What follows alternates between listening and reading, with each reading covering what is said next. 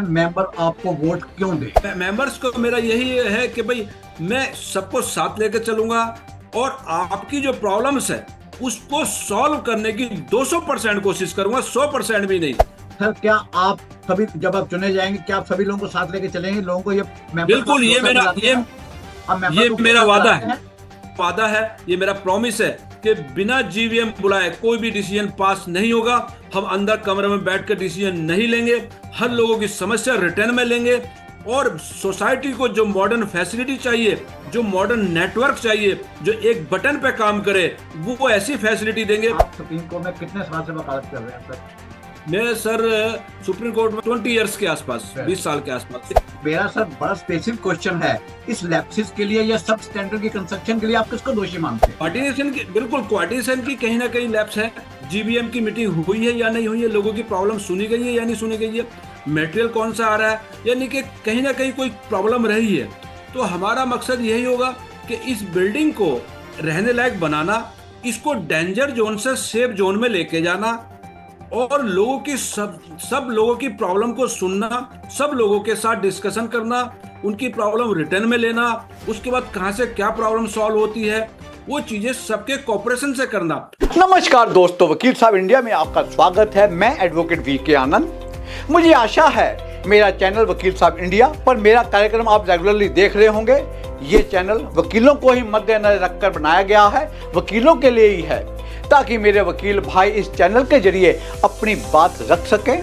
मेरे इस चैनल पर बहुत सारे senior advocate, chairman, vice chairman, secretary और other members bar council of Delhi ने कई बार इंटरव्यू दिए हैं। इसके अलावा अलग अलग बार एसोसिएशंस के मेंबर बार और ऑफिस बेयर जो हैं, उन्होंने भी कई बार इस चैनल के जरिए अपनी बात को रखा है, इंटरव्यू दिए हैं। मेरे लिए बहुत ही एक्साइटिंग है। मुझे आशा है ये आपके लिए भी एंजॉयबल रहा होगा। मेरी पूरी कोशिश है मैं आगे भी आपको इसी प्रकार के कार्यक्रम दिखाता रहूं।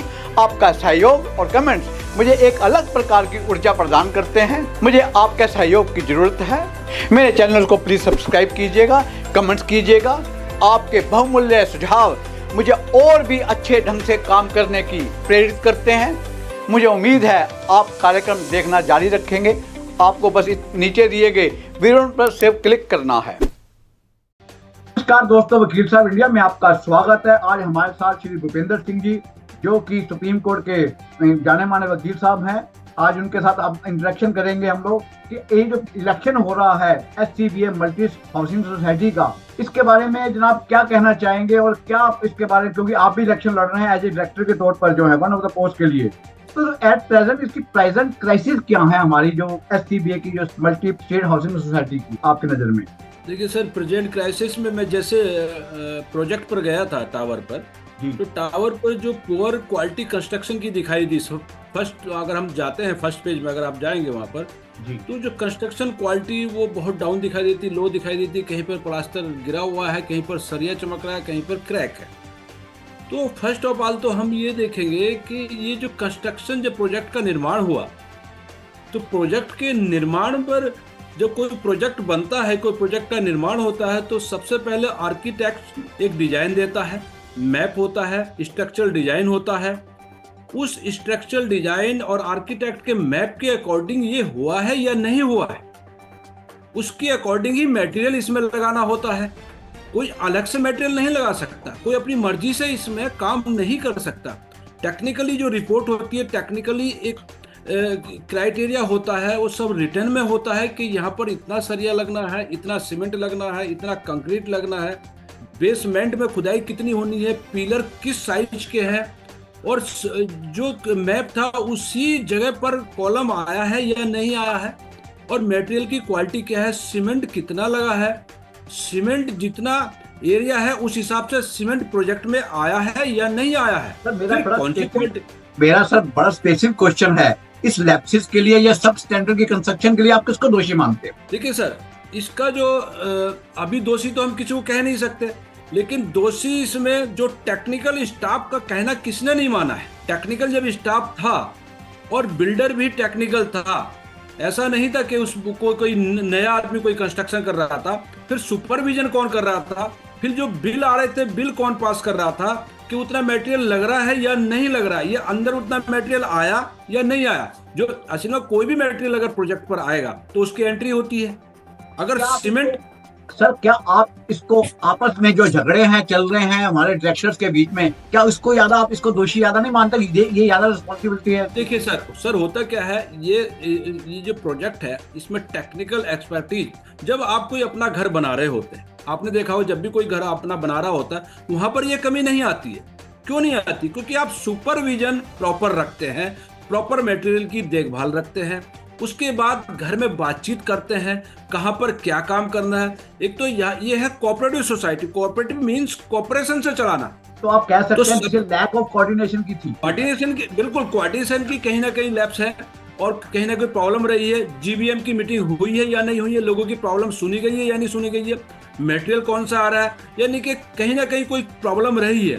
तो हमारा मकसद यही होगा कि इस बिल्डिंग को रहने लायक बनाना, इसको डेंजर जोन से सेफ जोन में लेके जाना और लोगों की सब लोगों की प्रॉब्लम को सुनना, सब लोगों के साथ डिस्कशन करना, उनकी प्रॉब्लम रिटर्न में लेना, उसके बाद कहां से क्या प्रॉब्लम सॉल्व होती है वो चीजें सबके कोऑपरेशन से करना और लिटिगेशन से सोसाइटी को बचाना। Very good. क्योंकि लिटिगेशन मेन है, लिटिगेशन, क्योंकि हम सभी को लिटिगेशन करना आता है।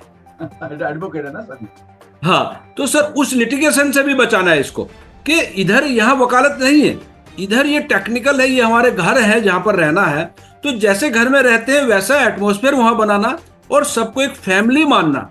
तो ये बहुत सारी और है। एक प्रॉब्लम जो मैंने नोट किया है कि ये जो आपका जो एक लोगों को रजिस्ट्री नहीं हो पा रही है, लोगों को लोन नहीं मिल सकते हैं इस सब चीजों के ऊपर जो है, उसके बारे में आप क्या कहना चाहेंगे? इस प्रॉब्लम को कैसे हल करेंगे आप? देखिए सर, लोन का क्या होता है, लोन का भी एक क्राइटेरिया होता है। लोन में चेकलिस्ट होती है, चेकलिस्ट में अगर आपके पास सीसी नहीं है, आप उसके ऑनर नहीं है, तो आपको कैसे लोन देगा बैंक? मेरा मकसद दूसरी बात करने का कि जैसे कोई आदमी इसको रीसेल करता है, कोई एडवोकेट इसको रीसेल करना चाहता है, लेकिन वो अल्टीमेट रीसेल नहीं कर सकता, उसको लोन नहीं मिल सकता जो है, क्योंकि उसका कारण है कि अभी तक कोई इसकी रजिस्ट्री का कोई ऐसा नहीं है कि ये डॉक्यूमेंट रजिस्टर हो सके, सेल डीड हो सके, इंडिविजुअली लोन। Right sir.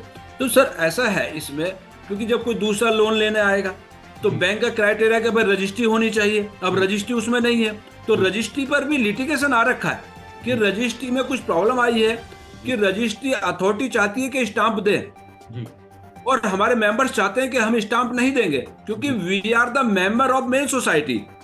तो ये एक प्रॉब्लम है, उस प्रॉब्लम को सॉर्ट आउट किया जाएगा कि कहां पर लॉ ब्रेक हो रहा है या नहीं हो रहा है और अथॉरिटी क्यों स्टाम्प ले रही है। तो सर ये डिस्कशन का मैटर है, अथॉरिटी से बात करनी पड़ेगी, बाइलाज देखने होंगे। सर आप ये नहीं समझते जो हमारी पेरेंट बॉडी है एससीबीए है, उसको एक पोटेंशियल रोल अदा करना चाहिए? बिल्कुल, एससीबीए को इसमें पेरेंट रोल अदा करना चाहिए था और अभी भी मेरे हिसाब से जिस रूप में होना चाहिए था नहीं हो रहा है। लिटिगेशन से बचा के रखना चाहिए था और इनको गाइडेंस देनी चाहिए थी, जो क्योंकि मैं समझता हूँ जो टीम आई है, हो सकता है कि एक्सपीरियंस की कमी हो, हर चीज की एक्सपीरियंस नहीं होता, जो हमारे इसी वजह से सीनियर एडवोकेट्स होते हैं और हर चीज में एक्सपर्टीज हमारे एडवोकेट्स होते हैं, तो उनको इन सबको बैठ के मीटिंग करना चाहिए था, जीबीएम की मीटिंग होनी चाहिए थी। आप देख रहे होंगे कि जीबीएम नहीं बुलाई जाती। तो मेरा मानना यह है कि लीडर को सबसे पहले जीबीएम को फेस करना आना चाहिए। अगर आप जीबीएम फेस नहीं कर सकते तो मैं समझता हूं कहीं ना कहीं पर वो आपके अंदर कमी है, लीडरशिप में कहीं कमी है, क्योंकि जब लोगों की प्रॉब्लम ही आप नहीं सुनोगे, कोई लोकसभा ही नहीं चलेगी, तो कैसे प्रॉब्लम सॉल्व होगी? सर अगर आप परमात्मा करे आप डायरेक्टर बन जाए, क्या आप लोग चाहेंगे कि सीनियर एडवोकेट की कहीं ना कहीं एक एक्सपर्ट कमेटी बनाकर इस इश्यू को सॉल्व किया जाए जो प्रॉब्लम्स है? सर देखिए होता क्या है, ये जो सोसाइटी होती है अंडर लॉ रजिस्टर्ड होती है। अंडर लॉ रजिस्ट्रेशन में बाइलाज होते हैं, बाइलाज में ये सारी चीजें होती हैं, क्योंकि लोग बाइलाज नहीं देखते, बाइलाज के अकॉर्डिंग नहीं चलते। अगर बाइलाज के अकॉर्डिंग चलेंगे तो सीनियर ऑटोमेटिक होते हैं उसमें। अब आप एससीबीए ले लीजिए, उसमें एग्जीक्यूटिव सीनियर एग्जीक्यूटिव मेंबर आते हैं, तो कहां पर प्रॉब्लम है? तो सीनियर एग्जीक्यूटिव तो ऑलरेडी उसमें इलेक्टेड है, तो ऐसे ही इसमें इलेक्टेड है, लेकिन जीबीएम नहीं होती। कॉर्पोरेशन नाम कोऑपरेटिव सोसाइटी है, कॉर्पोरेशन नहीं हो रहा है, बातचीत नहीं हो रही है, जीबीएम नहीं हो रही है। प्रॉब्लम ये है, सीनियर्स की कोई कमी नहीं, सीनियर्स हमारे साथ रहते हैं, सीनियर चाहते हैं, और जो एक्सपर्टीज है, जो लर्नेड है, जो सोशल वर्कर हैं, उनको अलग किया जाता है, उनकी बातें नहीं सुनी जाती है। उस दिन उनकी बातें जीवीएम में ही सुन सकते हैं। आप जीवीएम का रिकॉर्ड देख लीजिए, जीवीएम कहाँ है? जीवीएम बंद कमरे में नहीं होती है, जीवीएम बार बार करनी पड़ती है अगर कोई संस्था अच्छे से चलानी है। वैसे जैसे आप चला रहे चलाते रहिए जैसे ये चल रही है। तो मेरा तो मानना ये है बिना लोगों से बातचीत करे, उनका कोऑपरेशन लिए नहीं चला सकते आप, कोई भी संस्था हो चाहे।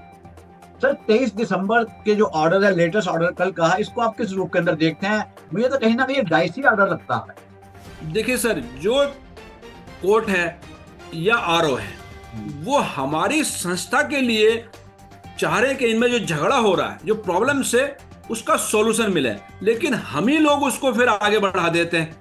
जब ये पहला इलेक्शन हो रहा था उस इलेक्शन में ये कमियां दूर करी जाती, उनको आरओ को सलाह दी जाती, जो ऑलरेडी कमेटी थी वो उसको एडवाइस करती कि ये रूल है, ये लॉ है। एससीबीए को भी लाया जाता, प्रेसिडेंट से भी बात होती, जो ऑलरेडी कमेटी एग्जिस्ट कर रही थी। लेकिन वही कॉर्पोरेशन की कमी है, आप बातचीत नहीं कर रहे हो तो जिसकी जो मर्जी वही कर रहा है।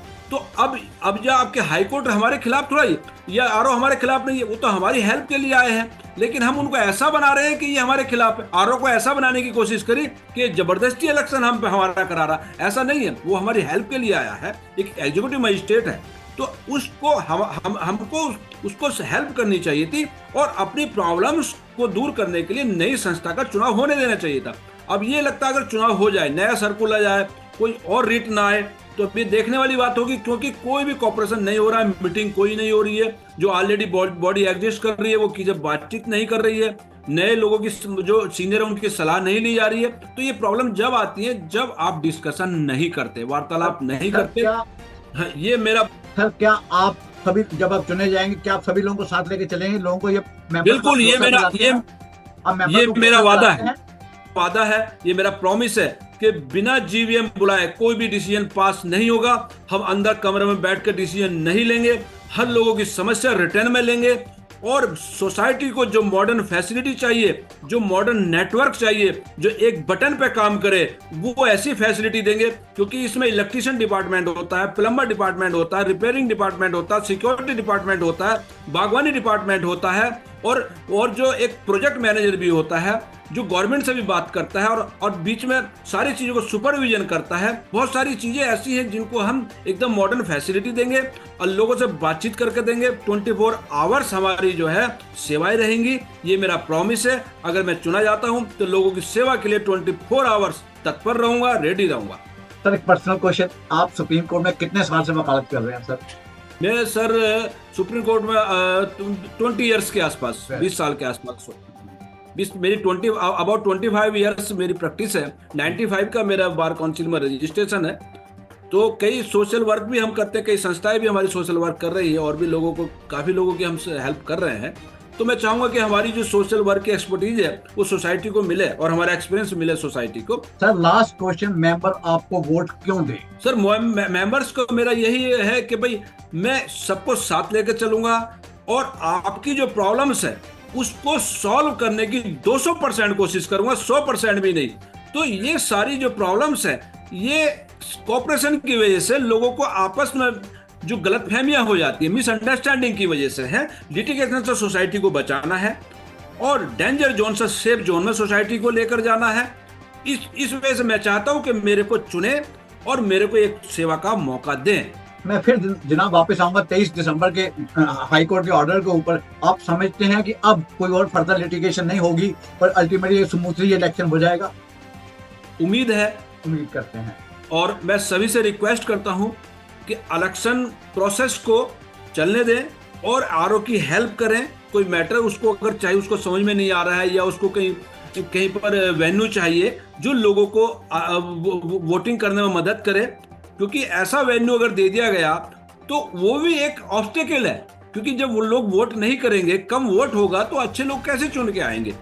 तो ये भी है कि हम चाहते हैं कि सभी उनका कॉपरेशन करें। आज तक तो सुप्रीम कोर्ट कॉम्प्लेक्स में होता है, आज तक तो इलेक्शन जो है, अब क्यों नहीं हो सकता? सर बिल्कुल अब भी हो सकता है। तो ये चीजें डिस्कशन की है। अब डिस्कशन जो एग्जिस्टिंग बॉडी है वो करें और एससीबीए की जो एग्जिस्टिंग बॉडी है, अब सब हम कैंडिडेट हैं, हम किससे क्या कह सकते हैं? हम तो एक वादा कर सकते हैं कि इस तरह की प्रॉब्लम हम नहीं आने देंगे अगर हमें चुना जाता है। तो मेरी यही रिक्वेस्ट है, सबसे अनुरोध है कि इलेक्शन को होने दें, कॉपरेशन करें और जो कोई प्रॉब्लम्स आती है आरओ को उसको सुलझाने की कोशिश करें, क्योंकि वो हमारी हेल्प के लिए आया है, उसका पर्सनल इंटरेस्ट नहीं है। ये कोऑपरेटिव सोसाइटी, इसका नाम ही कोऑपरेटिव सोसाइटी है, तो कोऑपरेटिव बना ही कोऑपरेशन से है। तो इस चीज का भी ध्यान रखें कि बिना कोऑपरेशन के सोसाइटी नहीं चलाई जा सकती। भूपिंदर जी, मेरा आपसे बहुत बहुत शुक्रिया जो आप लोग हमारे इसके अंदर आए हैं, और मैं आपको गुड विशेष देता हूं। परमात्मा करे आप डायरेक्टर बने और जो हमारी ये प्रॉब्लम आ रही है सोसाइटी के अंदर, उस प्रॉब्लम को आप पूरा का पूरा अपनी हिम्मत के साथ, अपने जो आपका जिस उत्साह के आप लोग बात कर रहे हैं और जो आपके दिमाग के अंदर प्लानिंग है उसके बारे में, आप उसके अंदर कामयाब हैं। बहुत बहुत शुक्रिया sir, thank you very much sir, so nice. Thank you sir, आपने मुझे एक मौका दिया आपके अपने साथ बातचीत करने के लिए अपने चैनल पर, उसके लिए मैं बहुत बहुत आभारी आपका। धन्यवाद, thank you sir. Thank you very much. नमस्कार, मैं एडवोकेट वीके आनंद आपके लिए और भी ऐसे अच्छे कंटेंट और न्यूज़ लाता रहूँगा। हमसे बने रहने के लिए लाइक करें, शेयर करें, सब्सक्राइब करें और हाँ, फॉलो करना ना भूलें।